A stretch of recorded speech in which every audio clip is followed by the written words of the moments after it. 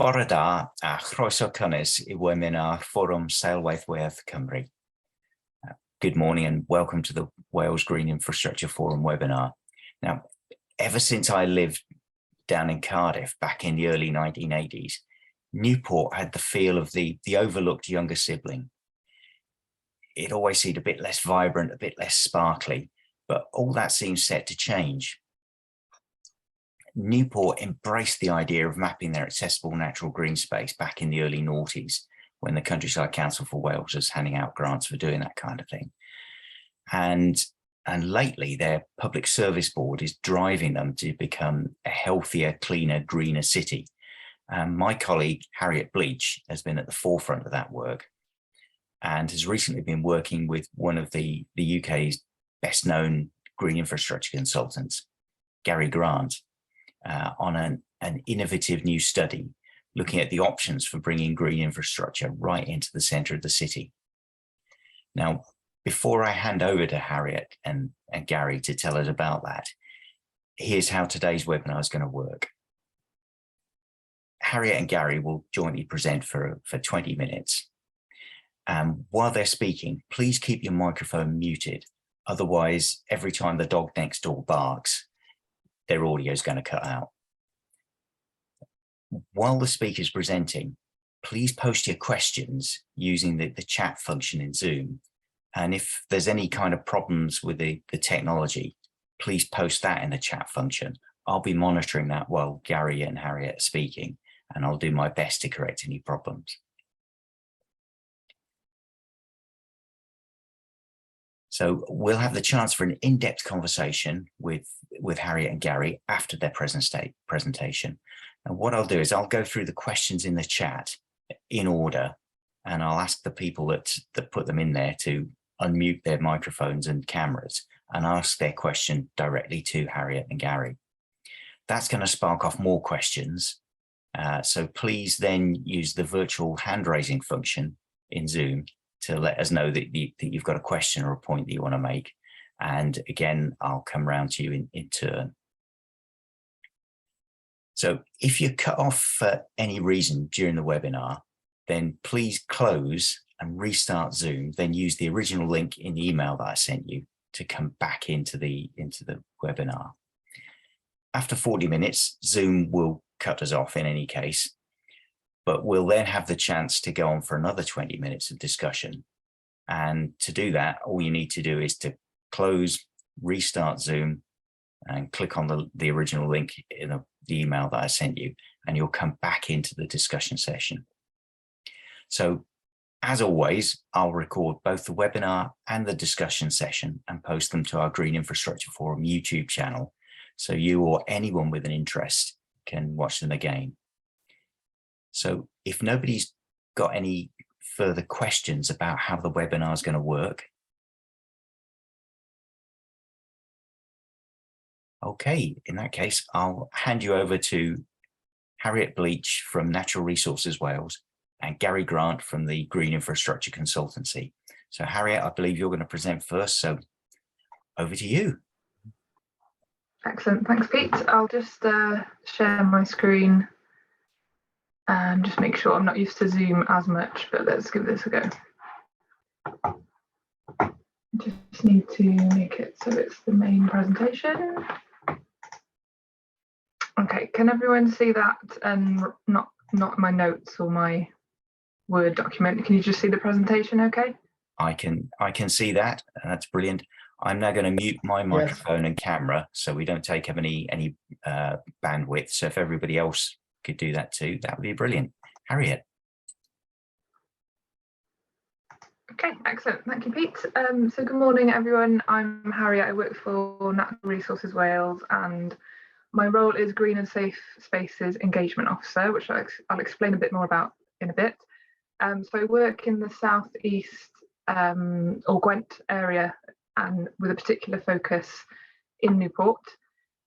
So yeah, I work closely with the council, Newport City Council, as well as many other organisations, and my role is very much about building partnerships and working towards connecting people with nature, creating more space for nature, and improving health and well-being. So this piece of work, this study, was just that. It was a partnership piece of work with the aim of encouraging and inspiring more green infrastructure in Newport City Centre and all the benefits that will provide. So this, I'll just go through some of the drivers and the sort of policy context behind this green infrastructure feasibility study and how it came about. So the aim of the study was to explore a variety of green infrastructure opportunities and nature-based solutions within the heart of the city that maximise social, environmental, cultural and economic benefits, which is in line with the Wellbeing and Future Generations Act and the Wellbeing goals.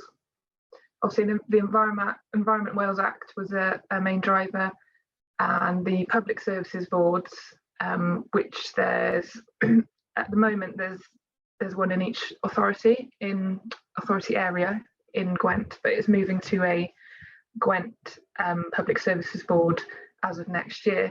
But at the moment, the Wellbeing plan in Newport was the main driver for it. So I'll explain a bit more about that in the next slide.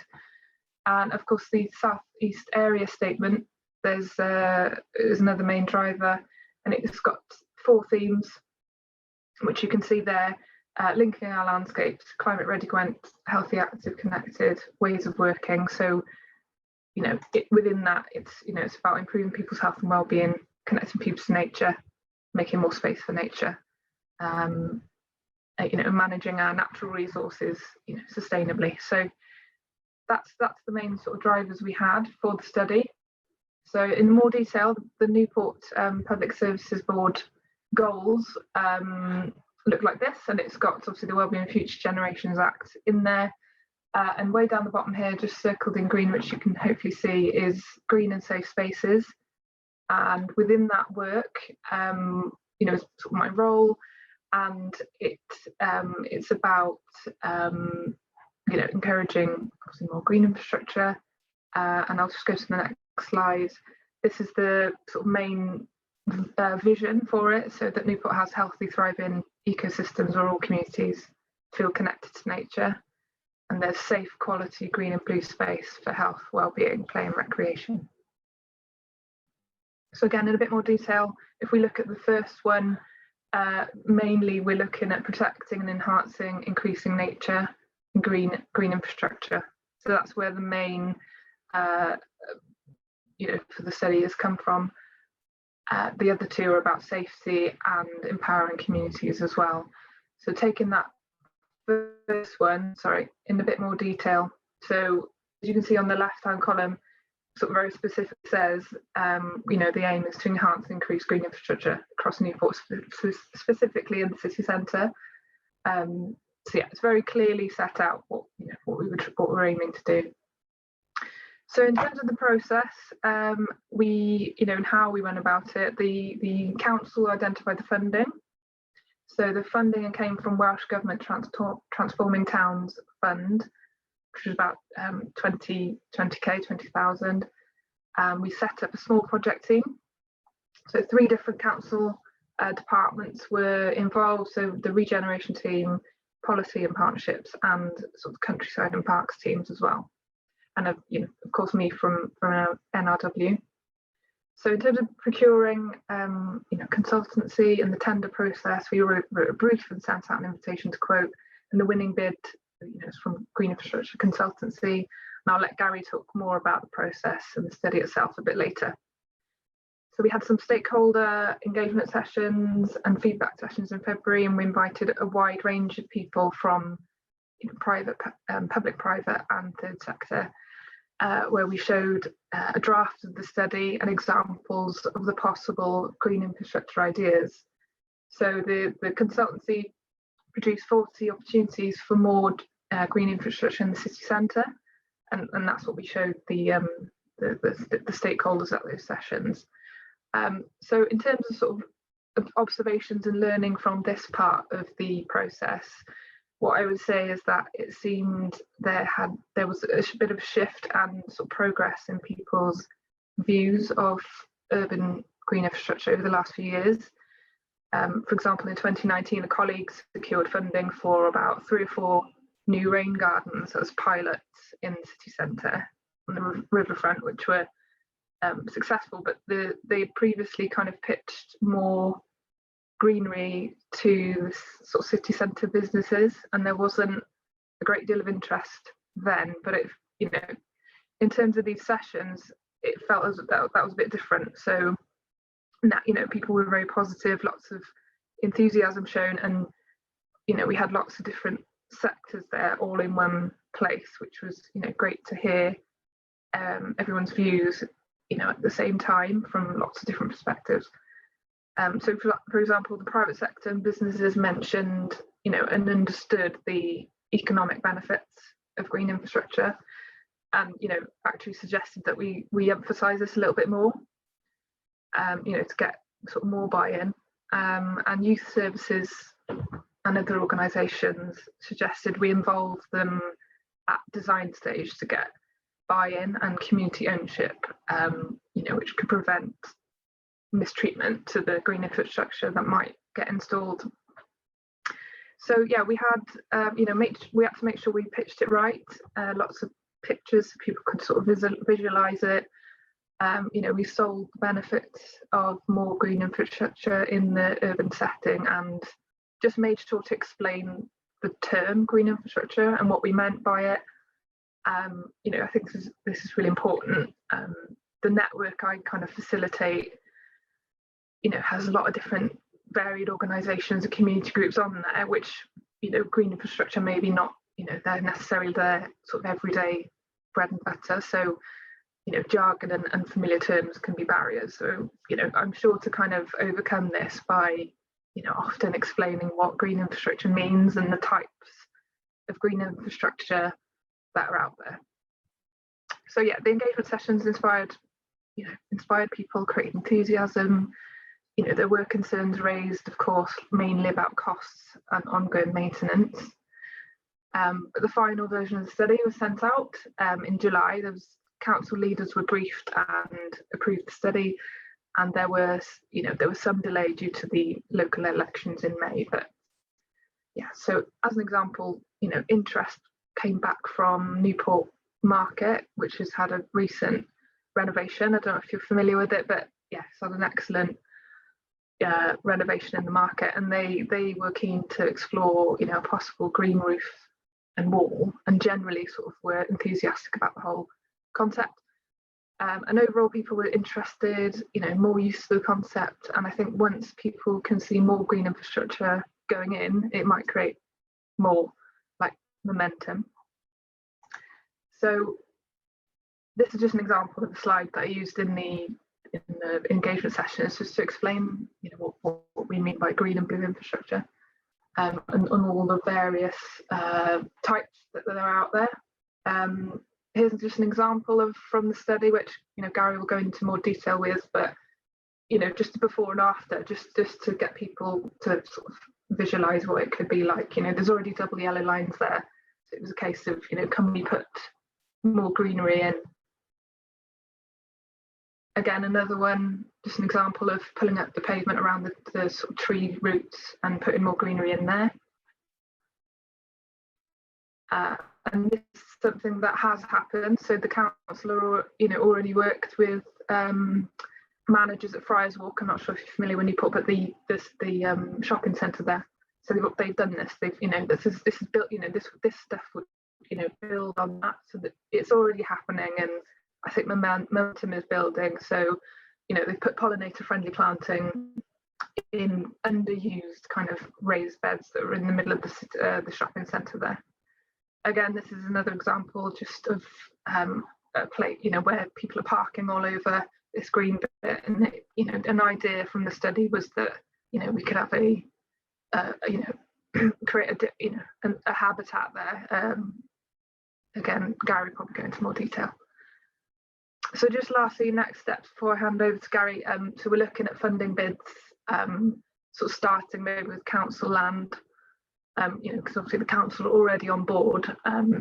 So we're looking at drawing up sort of funding bids to get detailed designs and implement some of the ideas, maybe start with a handful. And obviously collaborating with businesses, the the business improvement districts, partner organisations, local people, and existing projects, building on existing projects that are going on, and generally building momentum really and inspiring sort of further green infrastructure. So yeah, that's all from me. So I'll stop sharing the screen and I'll hand over to Gary. Thank you. Thanks. Thank you, Harriet. Yes, here we go. So yeah, there's going to be a bit of overlap, I suppose, but sometimes I suppose that that's inevitable. Yeah, thanks for that. It's interesting to hear what's happening, Harriet. You know, I didn't know that you were making such good progress, so that's really heartening. So presumably people can see this now. Yeah, so can see yes. that one, thanks. Yeah, thanks, Pete. Yeah, so we have to quickly remind. I know I've got quite a knowledgeable group here, so I'm not going to spend much time on this. But of course, we've heard that green infrastructure is about the services that we receive from it. So it's really important to emphasise that, isn't it? And of course, nowadays we're getting a lot of interest in the health and well-being agenda. So I'm thinking that's probably the best way of selling this. But I've noted that people are now talking about nature-based solutions. And if we were starting our business, probably call it the nature-based solutions consultancy rather than the green infrastructure consultancy. Of course, it's the same thing, but I suspect this will start to catch on as these things do. But for now, we're talking about green infrastructure. And of course, the benefits are there. They're pretty well established now. And we're now in a position where we've got mountains of evidence for all of this stuff, and it's growing by the day. And Ingo Schuder provides a really nice free online database, searchable database, the Green Infrastructure Resource Library. So if anyone needs to find out what the latest is, I see he launched his 50th edition this morning of that. So he's doing a great service for everyone. And of course, our planning colleagues emphasize partnerships, and this project's very strong on that. Of course, we gathered the evidence. There's already plenty of information there. And I'm always emphasizing a multifunctionality. Let's not just do one thing in one place. Let's try and think of ways of getting multiple benefits. As Harriet says, maintenance is a real headache. Often, if you change the use of a place, suddenly there's no one available to look after it in its new form. And there's work to be done within the authorities to really get a grip on that. And it's good that there's a strong emphasis on restoring nature biodiversity. And of course, in a busy city with a river and so on, connectivity is really, really important. And there's a lot of money to be spent on renewing infrastructure, which will give people, I mean, for instance, roads being rerouted, new bridges and roundabouts and whatnot. So I think there's huge opportunities later on to take some of the modest ideas that we put forward and maybe supercharge those in concert with some of these multi-million-pound infrastructure schemes that are likely to come forward. So, of course, we're adapting to climate change as well, inevitable climate change. We need to think about the flooding and the summer heat waves and so on. And yeah, there's Ingo Schuder's library for those that aren't familiar with that. So what are the building blocks? So the way we promote this is we tend to break it down into a series of building blocks. Of course, there can be bigger projects that are more conventional, like parks and so on. But in the city centre, it's about squeezing pieces here and there wherever you can. And of course, it's not always easy. There's a lot of constraints, but this is the way that we want people to think. You know, can we fit a bit of green in there where it's grey at the moment, or can we upgrade what we already have? And a really powerful idea for me is the idea of the sponge city, where we're holding water in the city instead of sending it straight into the river. And of course, that gives us the water for our vegetation. It cleans the water. It provides us with the summer cooling, and it's something that can be done everywhere. So I find this a very powerful, powerful concept. And of course,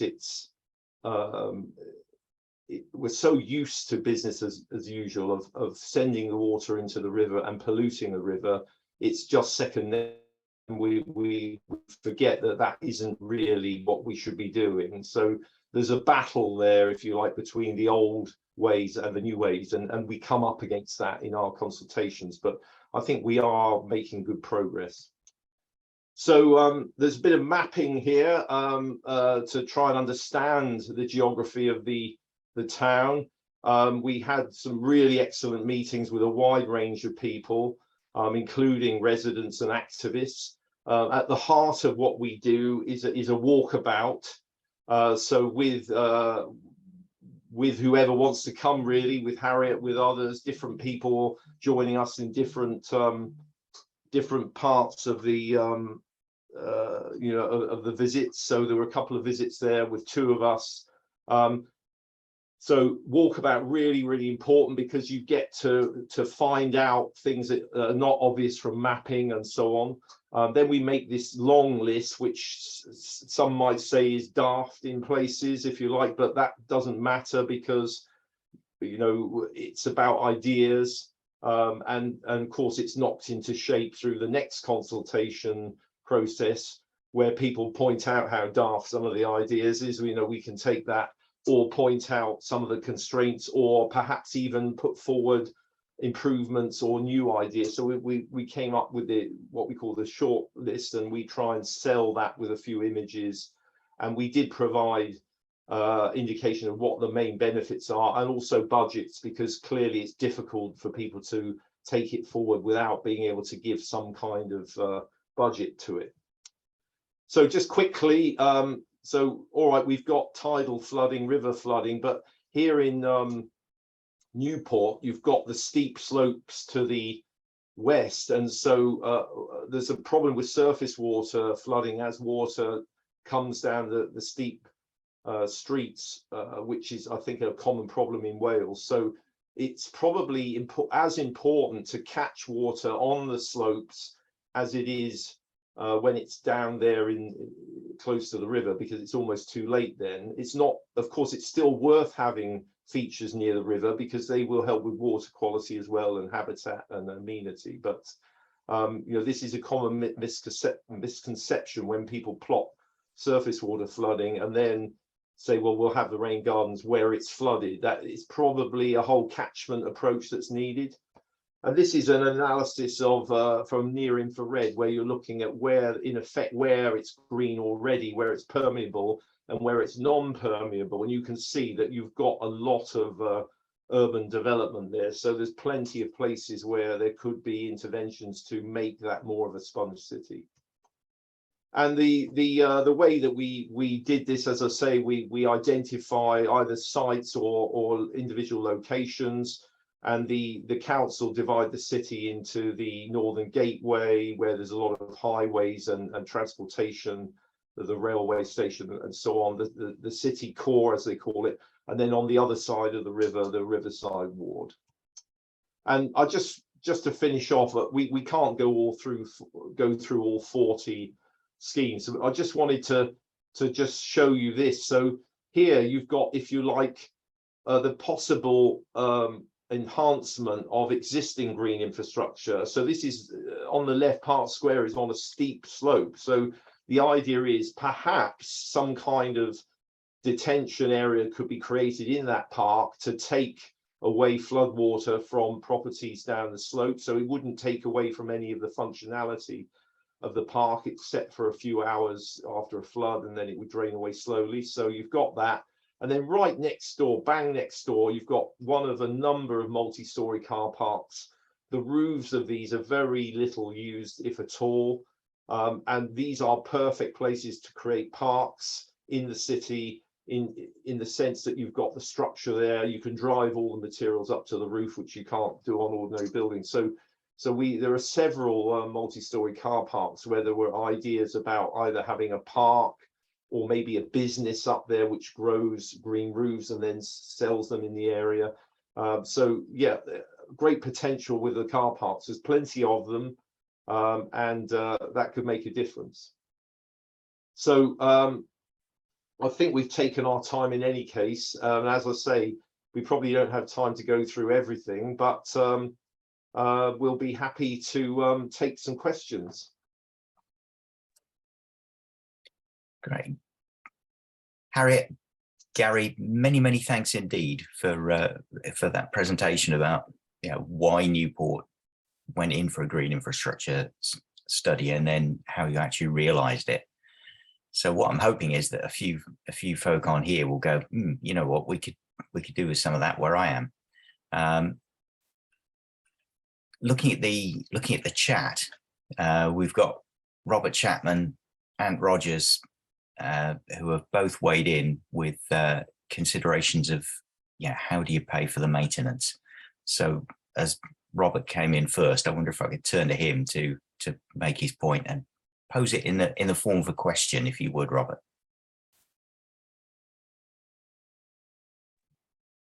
Well, the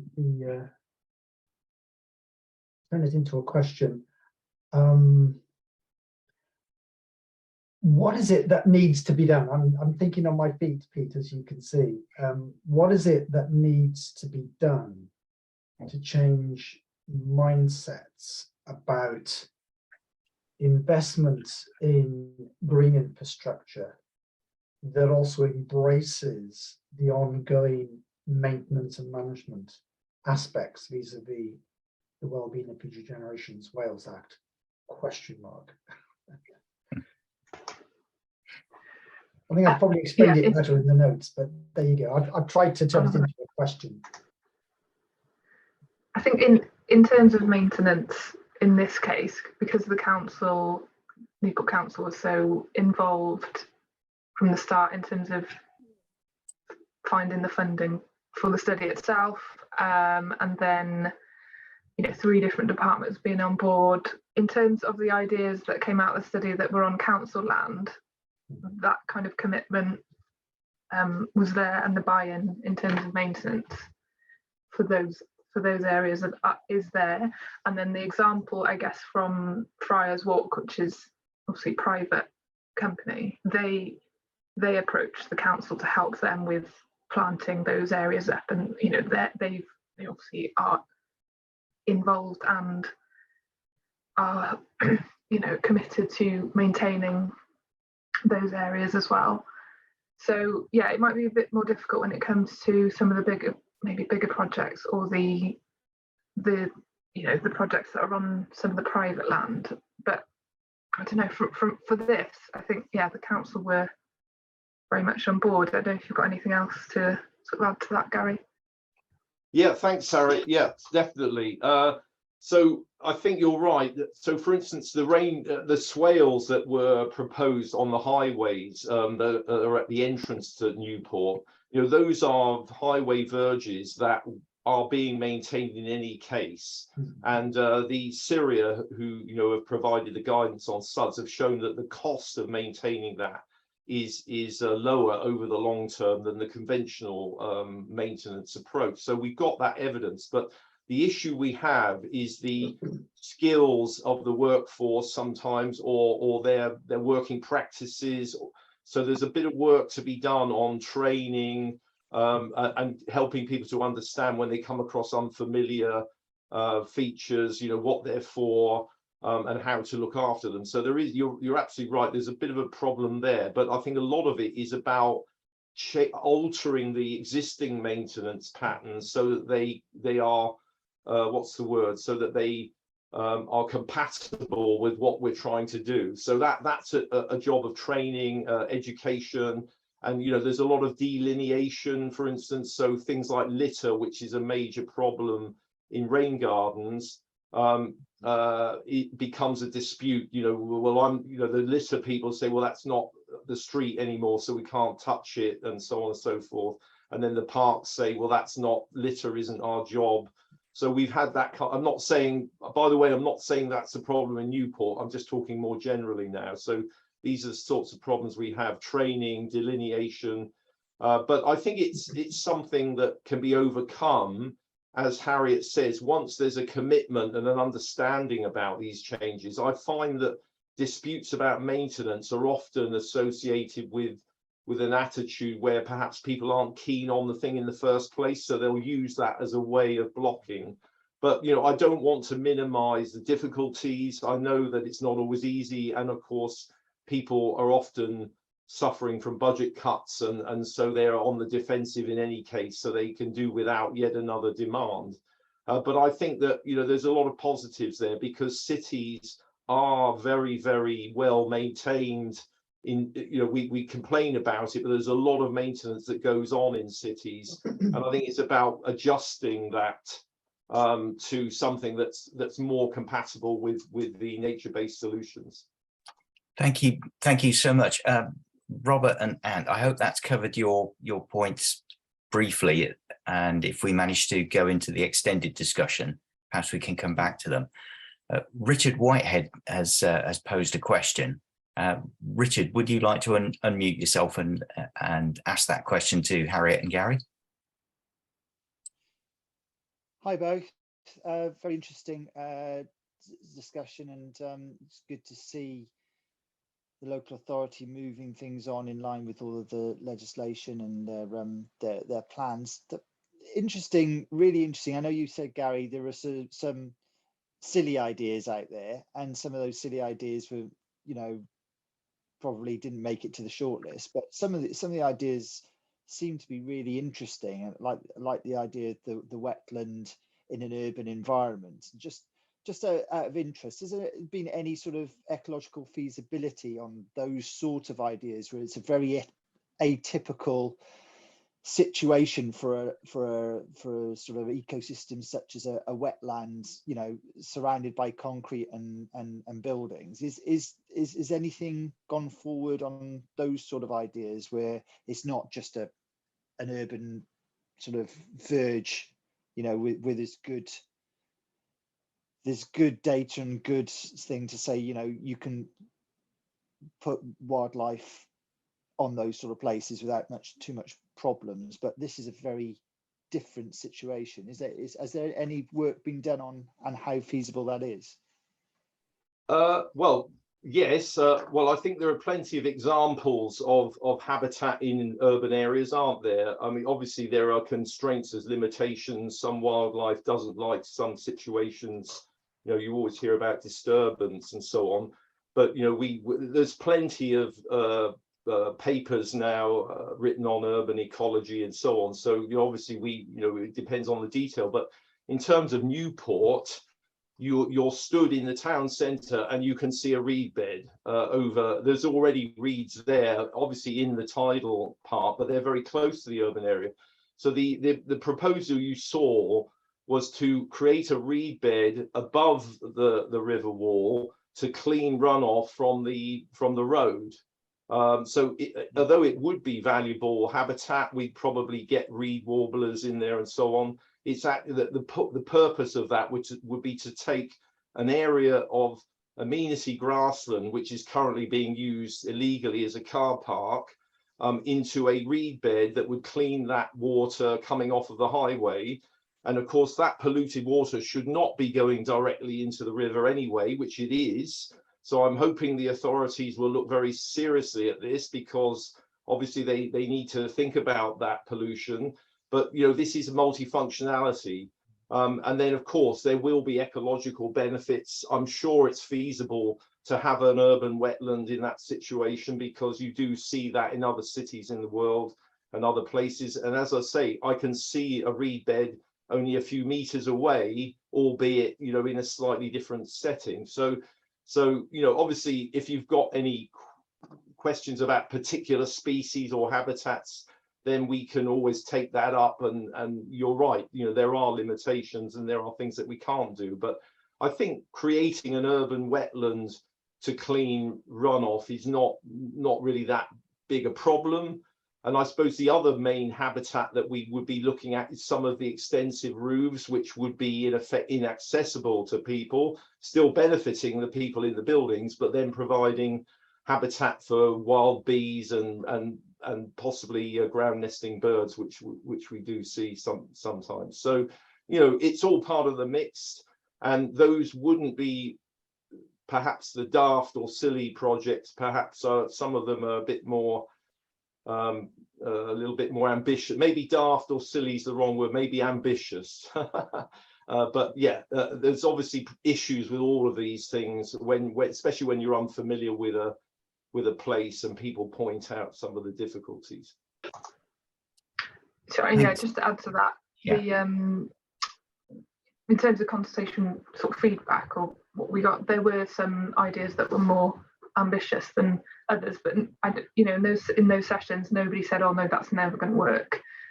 You know, they were interested in some of the, you know, car park roof ideas, and in, you know, the wetlands is one of the ones we've put forward for funding first. So we've gone for that one, and some of the more sort of simpler ideas. But you know, I think the council wanted to try one of the more ambitious ideas. And just quickly in the chat, someone just confirmed that Friars Walk have got a service level agreement with the council grounds maintenance.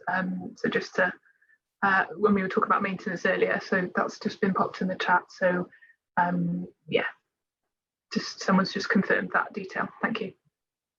Oh, that's good. Thank you both. Because as examples of taking these things forward, anything that we see in one place is equally transferable, because we have a very coastal town sort of network around Wales. And so I'd be really interested to see these projects come forward, and we can take those ideas and transplant them elsewhere. You know, they're really good seed ideas. Everyone, thank you very much indeed for participating in this part of the discussion.